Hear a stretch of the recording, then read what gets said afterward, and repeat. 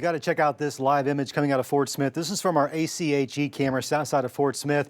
Not only can you see that wind just making that camera dance, it looks a little hazy out there. That's that dust that's been picked up from West Texas, Panhandle of Oklahoma. These winds have carried it all the way here, and this is just the first of it. There's going to be more now that parts of the area on the backside of our dry line. You can see it also here in Bentonville. This is a live look from Jack Links at dusty haze out there. That's not cloud cover anymore.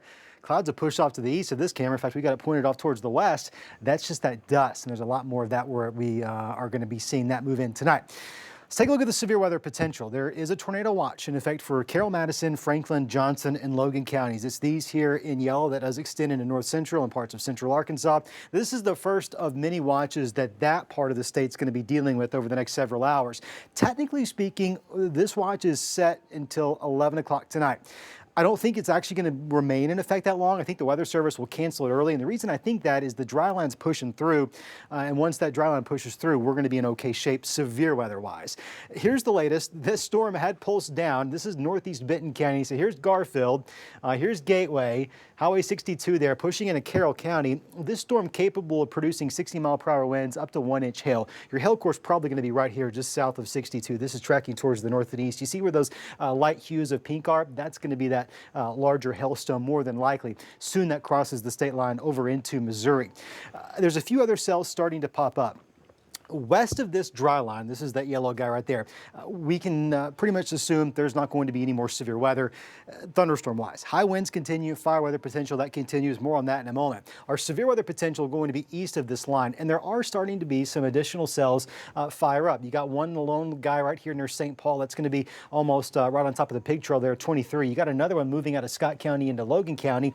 Those right now aren't anything to worry about. The question becomes, what do they grow into as they continue tracking off towards the east? This is the storm reports that we've received thus far, primarily concentrated in Benton County. Most of it's hailstones around 1 inch in diameter. Take a look at the big picture. This is that dust. Watch this. You see that big swath of gray right there? That's dust. It's not cloud cover. And the reason it's disappearing, it's not because it's falling out of the sky. The sun's starting to set. Satellite's not able to pick it up because it's so fine. But you look on that loop when we had a lot of sun earlier in the day, that's that dust. It's going to be swinging our direction. The first wave moving in through the area right now behind that dry line. You can see where the dry line is just looking at the cloud line. East of it, that's going to be the zone we really want to watch closely. West of it, it's going to be high wind. It's going to be a fire danger and a lot of dust to go with it. Severe zones are going to shake out like this. We've got a level 1 potential for our viewing area for the most part. Let me back that up. I got a little trigger happy there. Carroll County, parts of eastern Johnson, parts of a very small sliver of Logan County under that level 2.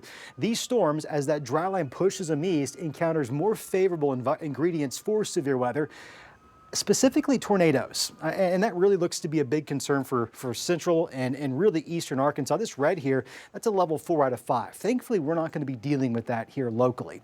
That watch here, I've showed you this, runs to 11 o'clock tonight, unless it's canceled early. I suspect it probably will be. Let's look at Futurecast. I don't want to hone in necessarily on the specifics because I'll just tell you it's garbage today. Hasn't done a good job predicting the weather. But what it has done is it's given us a pretty good idea. As we expected all along, there wouldn't be a lot of coverage. We're looking at 2, 3, maybe 4 cells at best.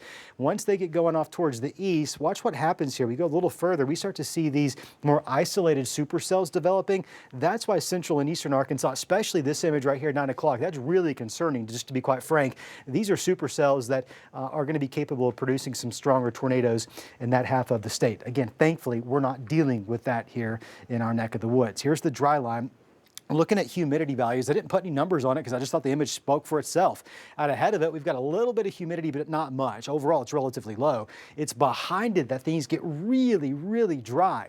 You couple in the dry weather, the high winds, dry vegetation, there you go. You've got that recipe for high fire danger. When are those winds going to let up? Let's put it into motion here. I think by 8, 9 o'clock tonight, we'll see a little bit of progress, but instead of the 40s and 50-mile-per-hour gusts, we're tracking 20 to 30 to 40-mile-per-hour gusts. It doesn't end immediately. It'll be a gradual decrease into the overnight hours. We're waking up tomorrow morning, 10, 15, 20-mile-per-hour gusts. That can't be ruled out. Red flag morning. We've shown you this. We've had that one fire that we're tracking, getting some more information on you for that. There in parts of Benton County that authorities are working to clear. Here's the big picture. It's the fire, the dust, the wind. And the severe storm aspect, it's all one system. It's this fella right here. It's a deep area of low pressure. It's swinging us to dry line. Cold front moves into the area overnight tonight. And as a result, weekend, not all bad, but a little bit cooler. 60s, I ain't going to complain about it. We'll watch for a couple of spotty showers out there tomorrow morning. Rain chances wrap up probably before noon, northwest Arkansas into the River Valley. Next week looks to be a little bit warmer. Chance of a stray shower tomorrow morning is slightly higher in the River Valley, that up to 20%. And then you'll have more sunshine by Sunday of this weekend. 60s, transit to 70s, and eventually by Tuesday of next week, we're back in the 80s.